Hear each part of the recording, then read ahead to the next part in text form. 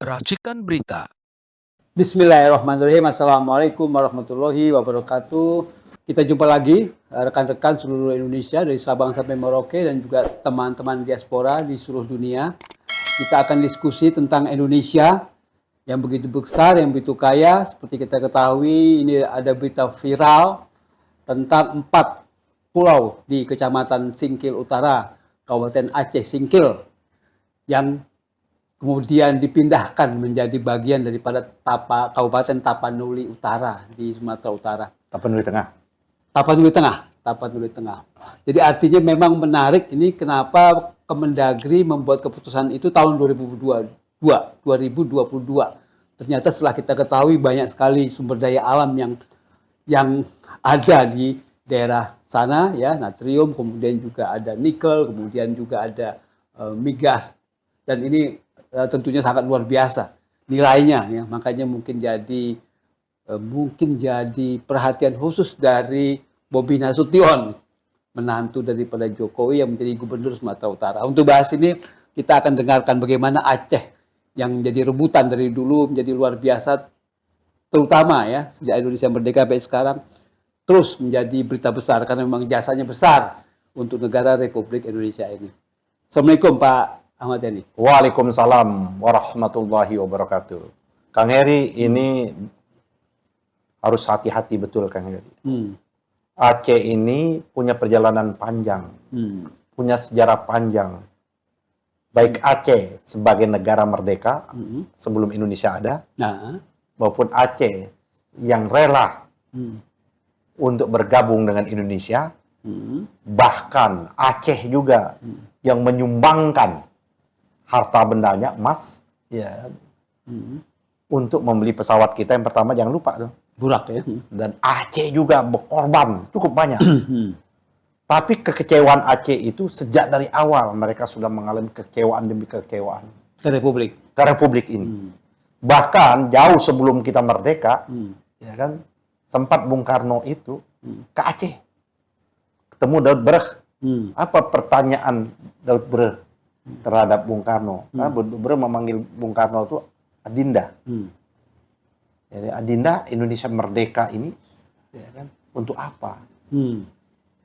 Atau untuk meminggirkan Aceh, atau untuk meneterbelakangkan Aceh.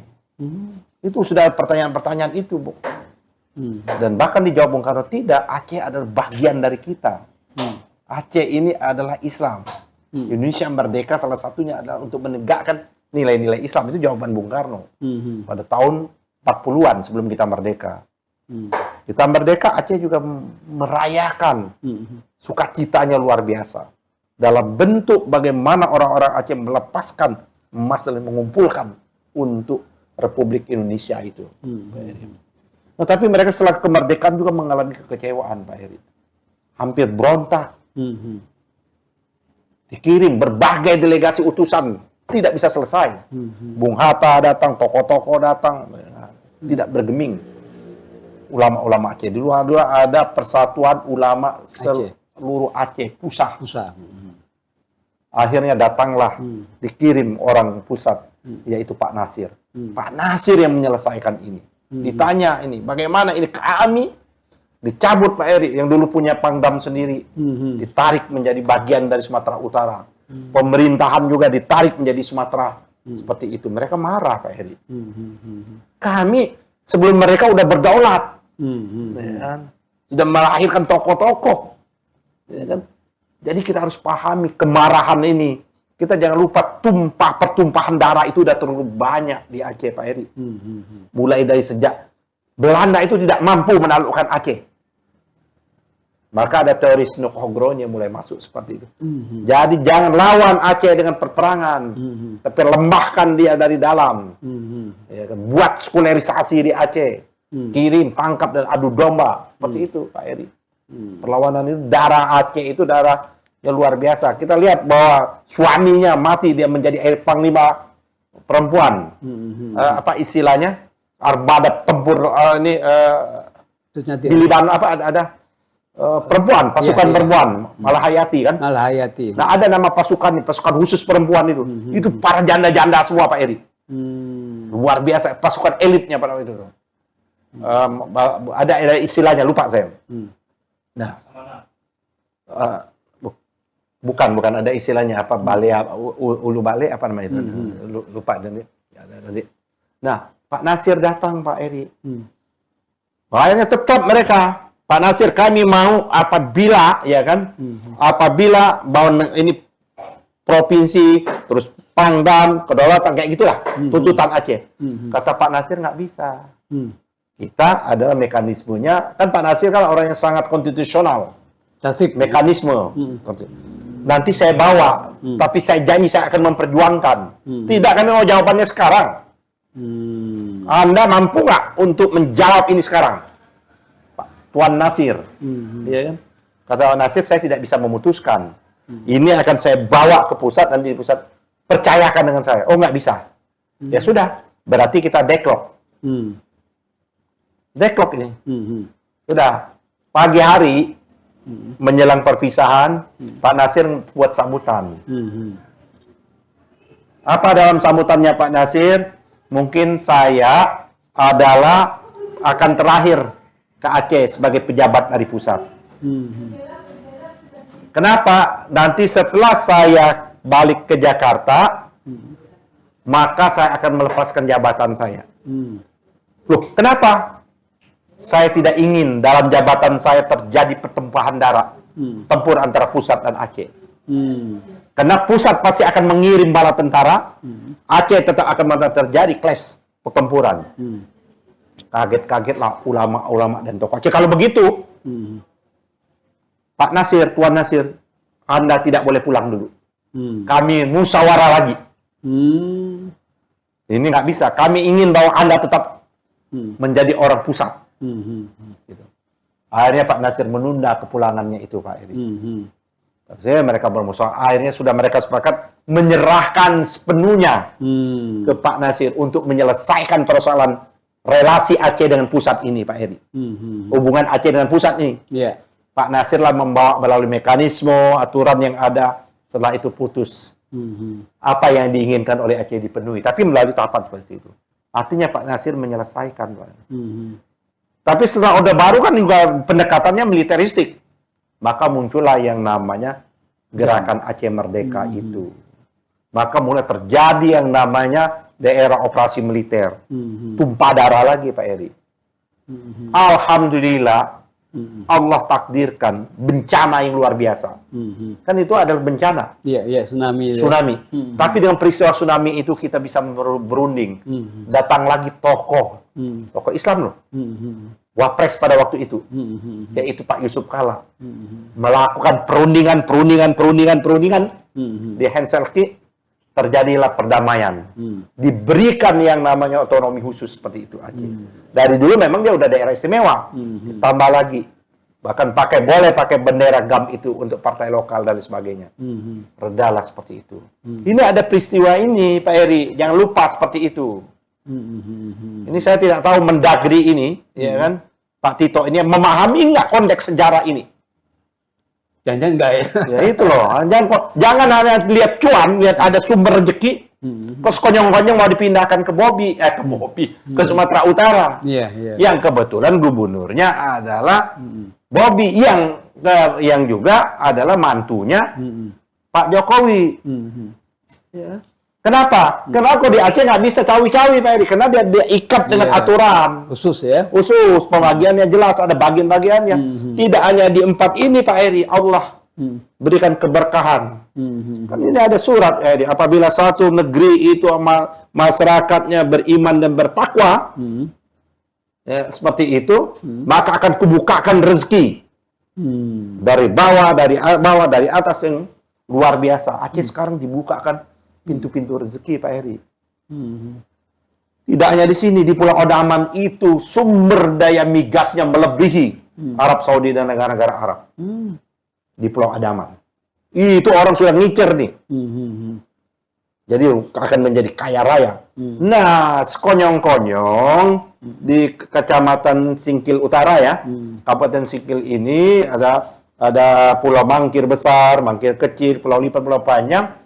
Konyong keluar putusan Mendagri menyatakan itu bagian dari Provinsi Sumatera Utara bagian dari Tapanuli Tengah. Ini kok bisa seperti itu gitu loh Pak Eri.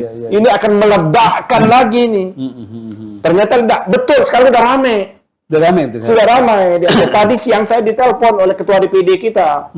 Kemudian ketum, apa sikap kita ketum katanya? Kami butuh perintah ketum katanya. Singkir, Iya, kami kalau nggak bisa ini kami bisa, kita harus bawa, harus rakyat ini minta, kita harus menyatakan sikap ketum. Saya bilang nyatakan sikap, tolak. Harus bersama-sama dengan rakyat Aceh. Saya udah perintahkan tadi. Anda harus menolak bahwa ini 4 kecamatan bagian dari Sumatera Utara karena tidak ada historisnya. Bahwa ini tetap bagian dari daerah Aceh seperti itu. Saya sudah perintahkan. Dia minta, oke, Tum, kami akan laksanakan. Buat surat resmi, aku bilang. Dan saya belum sempat bicara sama provinsi, DPW kita. Nanti mungkin saya akan telepon nih Pak Prof. Darni seperti itu. Nah, jadi Pak Eri, menurut saya ini ada apa sesungguhnya? Pada waktu yang bersamaan juga nanti kita bahas ada peristiwa Raja Ampat. Ini daerah-daerah yang gawat ini Pak Eri. Daerah-daerah punya sejarah untuk melepaskan diri Pak Eri. Ini kalau Aceh mau melepaskan diri, ini makmur dia. Mungkin melebihi yang namanya Brunei. Mungkin melebihi yang namanya Singapura. Ini kalau ini saja Pak Eri. Minyak, apalagi di Pulau Andaman itu, itu menghasilkan, waduh, mereka akan menjadi kaya raya Pak Eri. Luar biasa nih Aceh. Kalau misalnya kita lihat apa namanya kasus Raja Ampat misalnya, sekarang ke Singkil, Aceh Singkil, yang kaya raya itu, mungkin nggak oligarki gitu memang? Pasti Pak Eri. Kenapa kalau masuk Aceh dia tidak bisa alergi sesuka-sukanya. Di Sumatera Utara? Enggak, di Aceh. Di Aceh, iya. Tidak, karena dia punya aturan sendiri. Karena daerah khusus gitu, daerah istimewa dan daerah khusus seperti itu. Tapi kalau di Medan dia bisa atur-atur kayak gitu loh. Kita udah tahu jejak-jejaknya ini, ya kan? Nanti jangan-jangan dibuat juga namanya program PSN, program strategi nasional dan macam-macam seperti itu. Bisa jadi. Itu kalau presidennya Jokowi. Jangan lupa. Jangan-jangan Pak Mendagri ini lupa dia presidennya udah Prabowo. Mungkin dia mengingat bahwa ini presiden masih Jokowi kayak gitu loh. Ini Pak Presiden Prabowo, buktinya faktanya bahwa Pak Prabowo itu bersama rakyat Raja Ampat. Dia mengambil tindakan tegas. Langsung cabut ya? Langsung cabut 4, tapi 1 belum. Walaupun itu BUMN kan, nanti kita bahas seperti itu Pak Eri. Tapi kalau lihat kemarin berita di TV itu, ini banyak sekali Pak Eri penolakan. Ramai luar biasa Pak Eri. Iya, karena penolakan yang ramai itu kelihatannya kemarin di TV, TikTok kayaknya sudah agak melemah. Enggak, dia kalau nggak tahu saya, dia bahkan gugat aja katanya. Iya, betul. Kalau misalnya memang ada keberatan yang itu ya kita juga bisa meninjau ulang atau apa. Nah, ini udah jelas memancing keributan Pak Eri.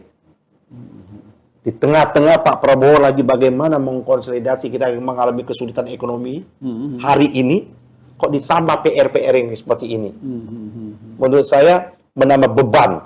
Bukan seharusnya menteri-menteri itu meringankan beban presiden, membantu presiden, justru menjadi beban Pak Eri. Nah, ini apalagi Pak Eri kalau kita mau lihat ya kan kondisi ya hari-hari ini bahwa mereka luar biasa. Kemarin sudah ada pertemuan difasilitasi, ditinggal oleh gubernurnya, oleh Mualim, ya kan Muzakir Manap, sebagai orang Timur, sebagai orang Aceh yang menjunjung tinggi peradaban, sebagai tamu dia terima tamunya datang. Setelah itu dia mengatakan, karena saya ada kepentingan saya tinggal, ditinggal. Itu kan harusnya bisa membaca isyarat itu, seperti itu. Terus yang dapat siapa? Orang Aceh ini udah terbiasa perang. Bukan orang Aceh udah terbiasa perang. Ya. Genetiknya itu genetik perlawanan Mbak Eri. Bukan genetik menerima, genetiknya Aceh dari sejak dulu ada genetik perlawanan, genetik patriot.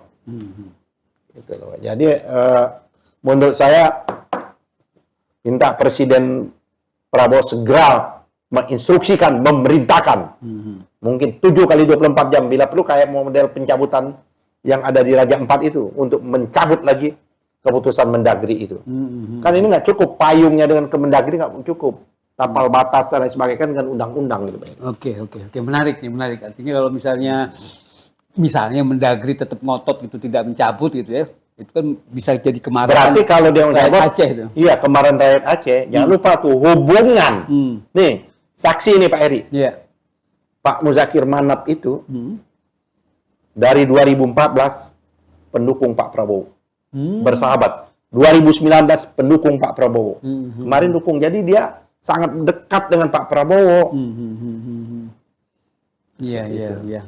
Ya mudah-mudahan aja Tito juga kemudian akhirnya sadar. Iya, saya kira inilah jangan menambah beban lagi lah seperti itu. Saya tidak tahu, jangan-jangan ini juga menjadi bagian dari yang disebut siapa geng Solo itu. Geng Solo ya. Oke, terima kasih ke Pak Ketum. Iya. Pemirsa sekalian, menarik tadi ulasannya. Jadi kita tunggu aja, mudah-mudahan saja Pak Tito Karnavian Mendagri sadar diri, kemudian mencabut ya, sebelum mungkin Pak Prabowo marah untuk memerintahkan mencabut itu, karena pertimbangannya Aceh ini yang sangat luar biasa. Ada istilahnya. pertimbangan historis. Historis apalagi kan? Ada pertimbangan namanya tidak hanya politis ya? Iya. Tidak hanya pertimbangan cuan saja. Ada ini lihat. Historisnya itu yang luar biasa. Luar biasa ini. Sama kayak Jogja. Ini luar biasa. Jogja sama Aceh sama istimewanya. Oke, terima kasih. Sekalian pemirsa kita akhiri dan mudah-mudahan kita akan ketemu dengan bicara lagi dengan topik yang lain yang sangat menarik. Billahi taufiq wal hidayah. Wassalamualaikum warahmatullahi wabarakatuh. Waalaikumsalam warahmatullahi wabarakatuh.